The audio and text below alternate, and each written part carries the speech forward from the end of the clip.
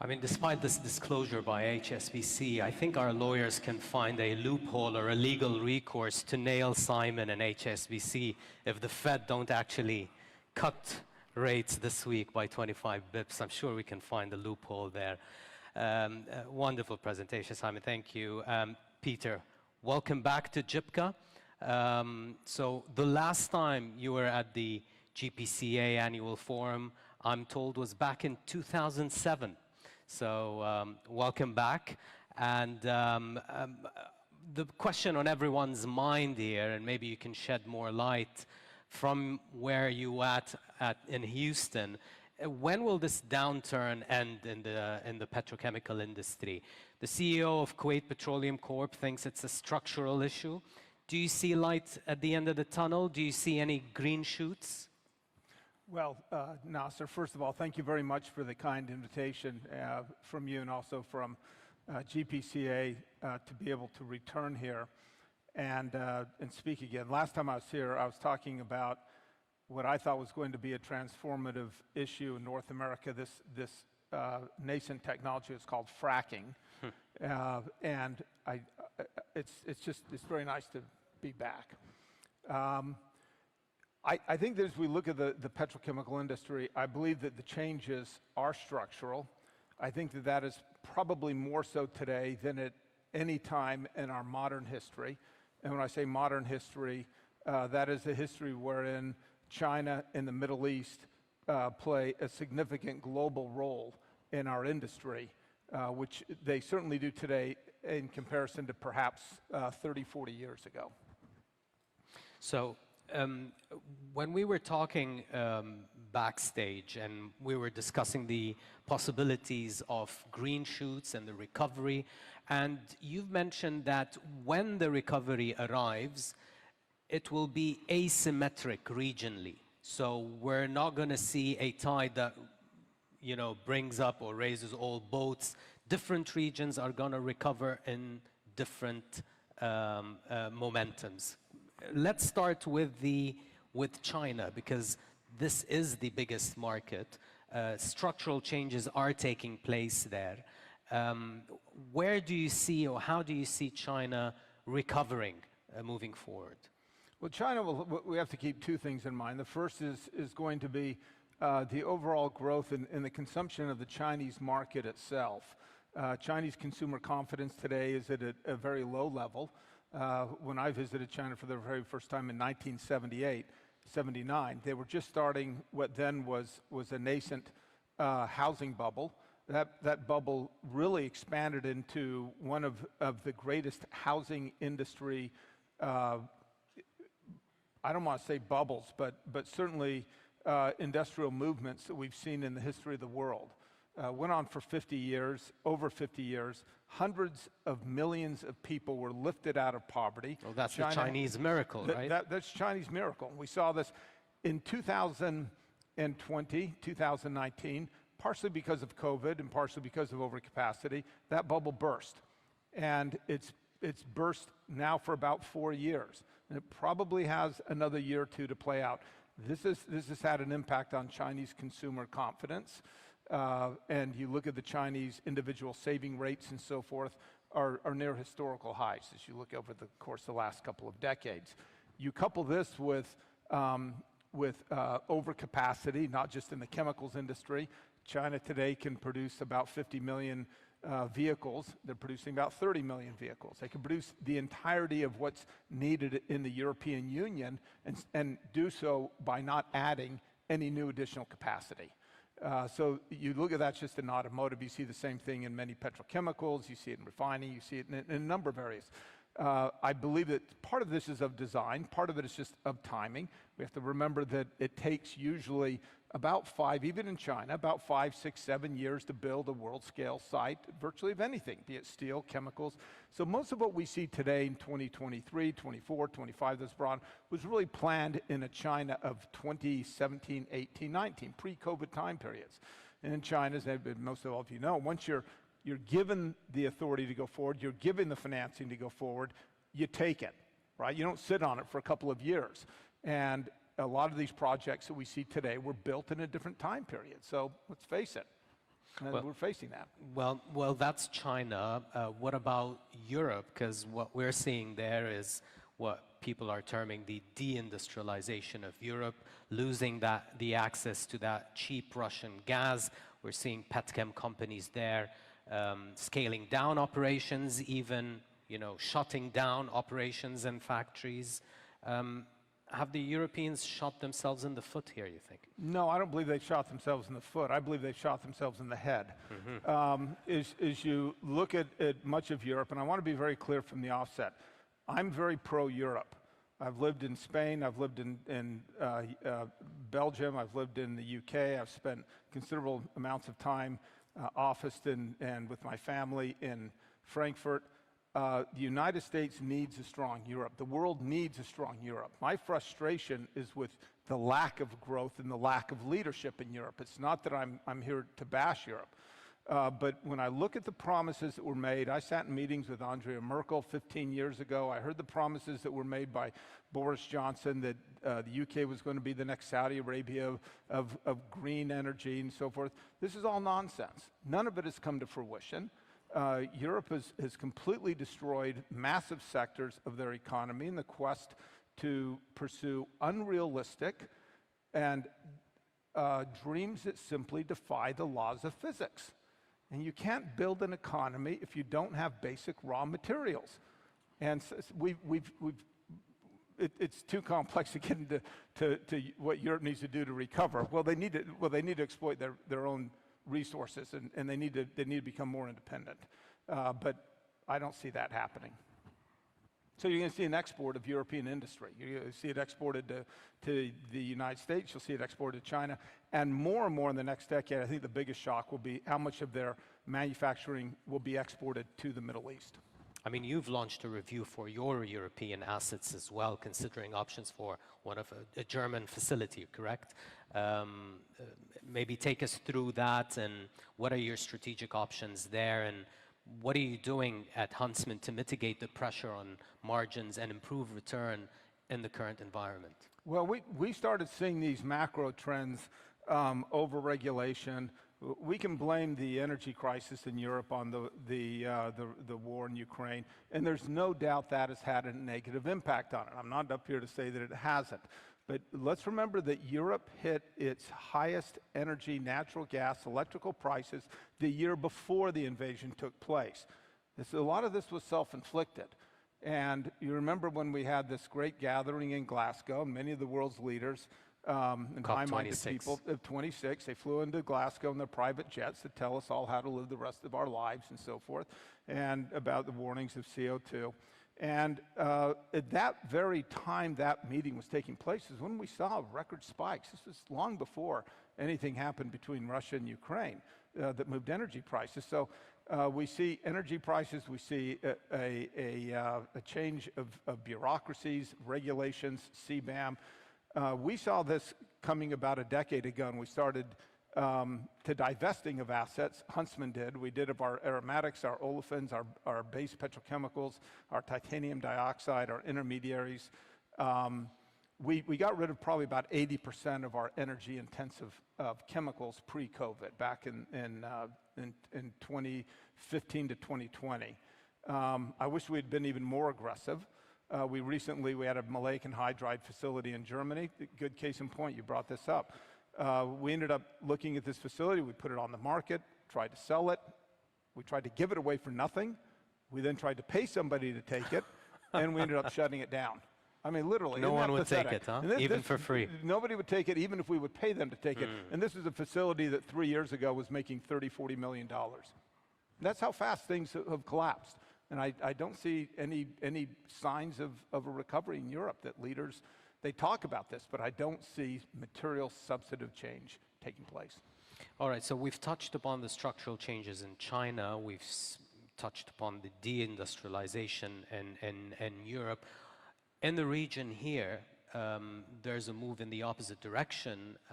There's an expansion in the last few years. We've seen Aramco take over SABIC to push that petrochemical portfolio. We've seen ADNOC in the UAE moving to acquire Covestro as well, so that's a big move as well on the petchem side. how do you view the region? And you've been in touch with the region for many decades before. Where do you see the region falling within this petchem economic future globally? Well, I believe over the course of the next 15 or 20 years, this region will have, I think, one of the greatest changes in some of the great dynamism that we see. I do not mean to be critical or condescending in the slightest. I've been coming to this region for nearly 40 years. My father started a wonderful partnership with the Al-Zamel family. And we have been very fortunate in that my son is now on that board of directors. I have a grandson who's turning 16. I hope that someday he is on that board of directors. Even if we're not in the petrochemical industry, I believe that there will continue to be a very warm relationship between these two families. And that's what makes a partnership. It's the people. It's not necessarily the products or the economics. And I think that partnership is emblematic of the Middle East. I think that when I first started to come here 30, 40 years ago, Westerners were coming here with the idea that the locals provided the raw materials and we had everything else.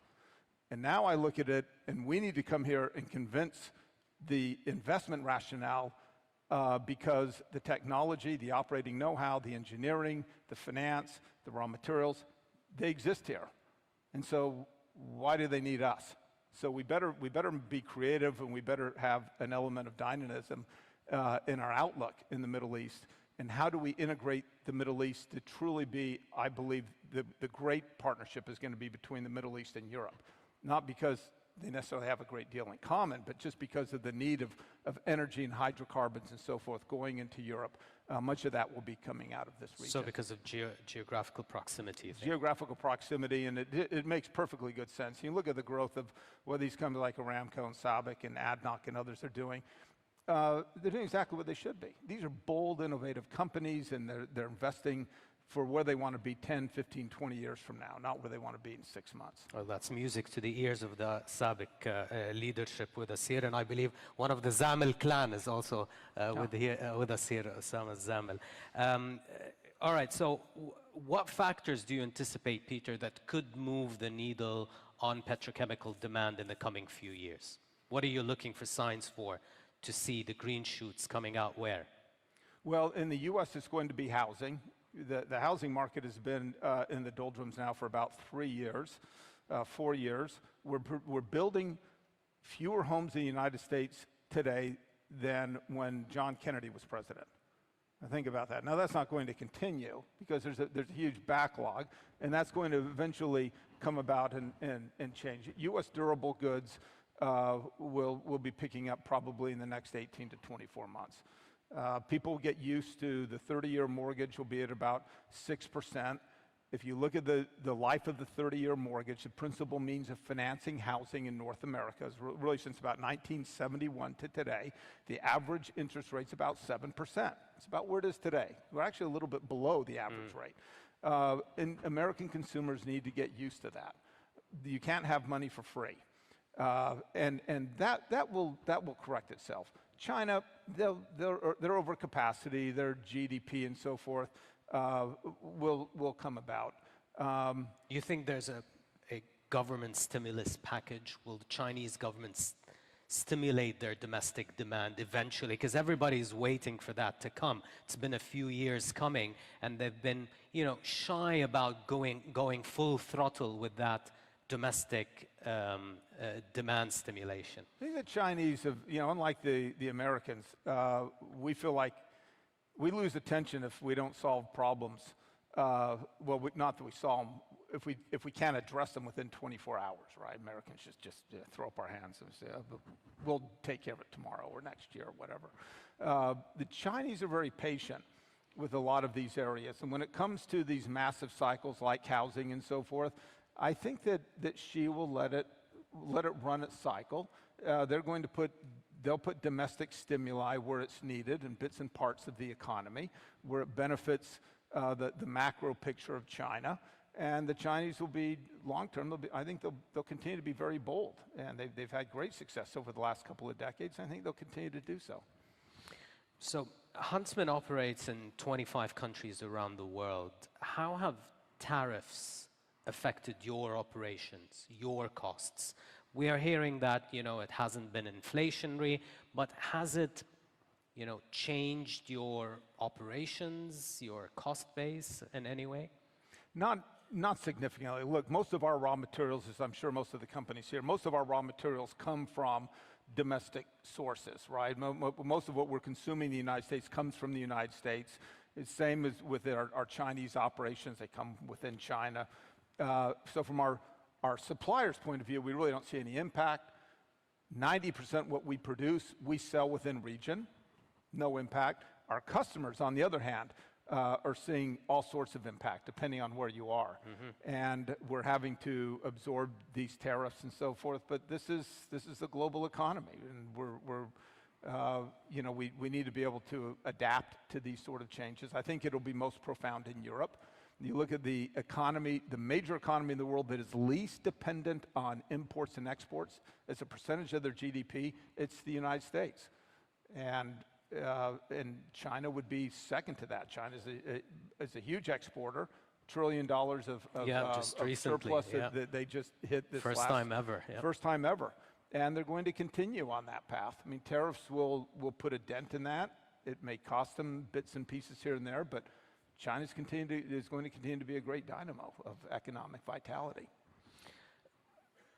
How important is innovation in differentiating one chemical producer from another? And is it more important today, given this structural change we're seeing in the industry? And what role do partnerships have to play in that area? That's a very good question, and I'm hesitant. Oh, well, I'll just tell you what I feel. I don't think that just innovation. Go for it, innovation is not going to be that big a deal. Really? Our industry has innovated far beyond where most of the consumers are. You want recycled materials, you want lightweight materials, you want materials made from grass or green stuff. We can do it. Question is are people willing to pay for it, right? We all produce chemistries that are beyond what we can actually sell, but are people willing to pay for it? No, they're not. And so I mean, we can make carbon-free materials today. People aren't willing to pay for this stuff, and no matter what they say. So I've got to deal with reality. Partnerships, that's going to be far more important. We compete with great companies around the world, the likes of Dow Chemical, the likes of BASF, the likes of Covestro. These are great competitors, they're great companies. The only thing that really differentiates our products one to another is our people. And our people have to have the ability, they have to have a passion about what they do, about customer service, about having that human connectivity. So our ability to get around tariffs, to get through tariffs, to have proper supply channels will depend on the relationships that we build, the partnerships that we build with other companies. That's where our innovation, I think our greatest value to our shareholder creation is going to be through our partnerships. It's not going to be creating a new product that all of a sudden is going to replace product X tomorrow. These sort of changes take years and years to take place. Great partnerships get around financial hardships and so forth. On the issue of sustainability, so that idea had witnessed some sort of a backlash in the last couple of years on the ESG front as well. Is this a short-term blip, Peter, in your opinion, or do you expect sustainability will make a comeback in the future? Given political realities today, if they change in the future, maybe it comes back? Or do you think that the conversation around sustainability has become more realistic?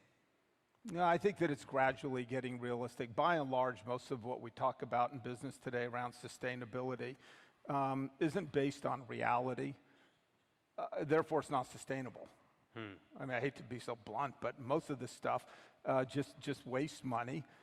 You go back any amount of time and look at these big sustainability projects. I go to where we invested billions of dollars as a family up in the northeast of the UK, up in the Middlesbrough, Teesside, Wilton area. We invested over $2 billion in this region, buying assets and so forth. That region's just a shell of what it used to be. It's pathetic. And they look at the UK plans were to build up a big, massive green hydrogen. They were going to take all this wind and make free hydrogen, free power and all this stuff. Now BP's pulled out. You'll go up there 5 years from now, and I bet that area of the UK, if it doesn't already, has the highest youth unemployment, the highest rates of government assisted living for a working age population. And I bet that the economy up in this region, after the deindustrialization that has just burned this area out, will be devastating to the UK. And that's not sustainability. And when we look at what we're doing in Europe today, if that's the leader of sustainability, Europe's not doing anything sustainable. They're just exporting their hydrocarbons. They're exporting their CO2 emissions to other countries and patting themselves on the back and saying, look at our CO2's going down. They're deindustrializing. That's the single largest area of CO2 CO2 cutting in Europe is through deindustrialization. It's not through technology. It's not through innovation. They're bits and parts. Wind has to be part of our strategy. Solar has to be part of our strategy. I'm not denying any of that. Our industry makes the raw materials for that. I hope those areas expand. But to say somehow we're going to get beyond hydrocarbons, this is utter nonsense. You've got a world where nearly 1 billion people live without any electricity. Another 1 billion people can't afford electricity. 3.5 to 4 million people die every year, mostly women and children, most of them in the developing world, because they are cooking with animal waste, they're cooking with scrap, they're cooking with, they're heating their homes with garbage, essentially. If we want a sustainable society, we ought to focus on the 2 billion people in the world that are struggling to get by.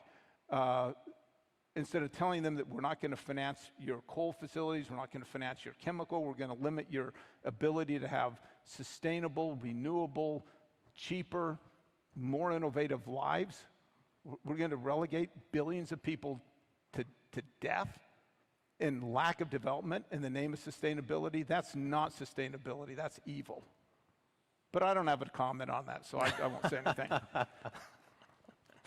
Well, yeah, a round of applause, definitely, definitely. But Europe is not only protecting itself or bringing down its carbon from the deindustrialization. I mean, CBAM, the Carbon Border Adjustment Mechanism as well. So, you know, they don't want that carbon-intensive industries moving out of Europe somewhere else and then importing that carbon again. So how do you look at CBAM as well? It's an idiotic idea. I mean, come on. You can, if you're going to tax this, how many chemicals are in this? How many minerals are in this? You're going to tax every single one of these. When you bring in a phone from some other place around the world, are you going to be taxing the case on this? No, they're not. So fine. If you want to say that you're going to tax a barge of benzene that comes in.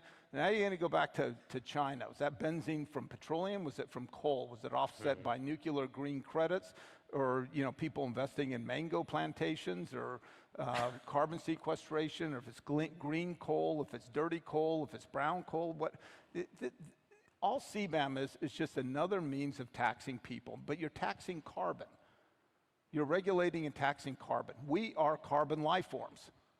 That's all it is. It's just another tax. It's not going to make Europe more competitive or less competitive. It's not going to keep barriers in or out. If Europe wants to get competitive, they need to cut regulations. They need to get a control of their taxes. They need to start developing their own natural resources and stop being dependent on the United States and Russia, who they still spend tens of billions of dollars a year on Russian hydrocarbons and raw materials. This is nonsense. They're going through their 19th sanction against Russia. Package, what happened with the first 18? Well, none of them worked. Neither is the 19th. So sorry. There just needs to be a sense of reality here. What's working and what's not. And that's where so many people in the world, I think, are failing. They can't step back and say, this is what works, this is what doesn't work. And you know what? 10 years ago, we were saying that climate was going to be where you could take cruise ships over the North Pole. There wasn't going to be any winter. There wasn't going to be any snow. There's going to be record amounts of hurricane. Well, none of that stuff's taken place. Maybe we ought to step back and just ask, gee, was the science right? What did we get right? What did we get wrong? We don't do a very good job of that in the West. You've mentioned carbon a little bit earlier. So the petchem industry does have a high carbon intensity indeed. But if we zoom out to encompass the bigger picture and the wider time horizon, rather than just focusing on a snapshot in time, then these same carbon-intensive products are reducing the carbon footprint down the line with clients and other products as well. So could you maybe expand more on that point of view? There's not another industry in the world, maybe the tech industry. The tech industry largely competes against itself, right? With coming up with new, look what AI will do with the internet and so forth. And it cannibalizes itself. The petrochemical industry does exactly that same thing. We cannibalize industry. We replace products that are more expensive, we replace products that are more energy intensive. Name one time where the chemical industry has gone back to using wood, using glass, using metals. I mean, people are going back from plastic bags to paper bags. I mean, the CO2 footprint on that decision is cataclysmic. If you believe in all that stuff, you'd never do that. But you want to attack plastic because it's called plastic. That's what. But when you look at what our industry does, our industry replaces other products because we are cheaper, we are better for the environment, we're better for the global economy, we're better on resource management. If our industry were inefficient in these areas, you would see glass, metal, these other products would be cannibalizing our industry. That's not happening. Just the opposite is happening. Society and economics speak for themselves, and sustainability speaks for itself when it comes to our industry. You wouldn't have a medical industry, you wouldn't have telecommunications, transportation, you wouldn't have the bio and the tech industry today, you wouldn't have pharmaceuticals, you wouldn't have any of this modern life if it wasn't for our industry. We ought to be standing up, we ought to be proud of what we do. We don't need to apologize to anybody for what we do. We've made the world a much better, much cleaner, more innovative, a much more peaceful area today, right now, today, than it's ever been in its entire history, in large part. So these are the unsung heroes here, right? Speaking of plastic, so the INC 5.2, the UN talks in Geneva earlier this summer, this was supposed to be the final run at finding a solution for the plastic pollution problem. They did not reach an agreement and consensus was not achieved. It was deferred later without actually giving a time frame for that. In Geneva, there was a suggestion of a production cap on plastics. What's your view on such a cap? And could circularity alone solve the plastic pollution problem? Well, I am 100% in favor of capping chemical productions.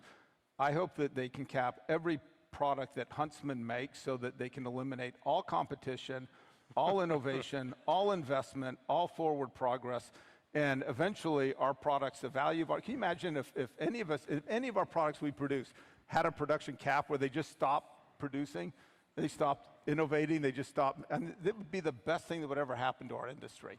But that's not reality. It's in the idea that somehow we're going to, again, who gets hurt on these sort of ideas? It's the poor. It's the 2.5, 3 billion people in the world that don't have raw materials, don't have resources, don't have the building opportunities, telecommunications, medical. These are the people that get hurt by these idiotic ideas. And the idea that this is about circularity, look, that's going to be part of it. But again, you look at something like this phone, it'll cost more to take this phone apart, recycle all the bits, parts, and pieces of this phone than it will be to build the phone.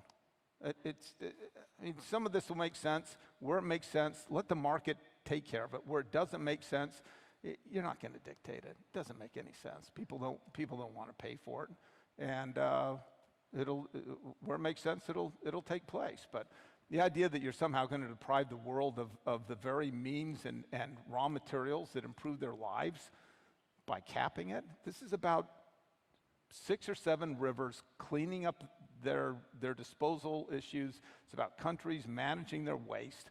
And it's about managing the downstream of this. It's not managing the upstream of it.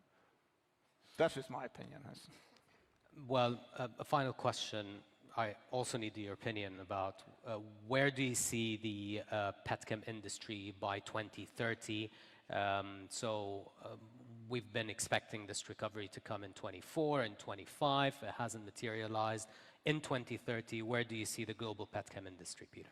Well, the global petchem industry in 2030 will be much closer to a moment of recovery than it is today. But that was an easy one. Yeah, but I would just say that as we look at the future of the petrochemical industry, it's our industry. When I say our industry, I mean petrochemicals and energy in general, hydrocarbons in general. Hydrocarbons are the building block of society, and it will be more so in 2030, 2035 than at any time.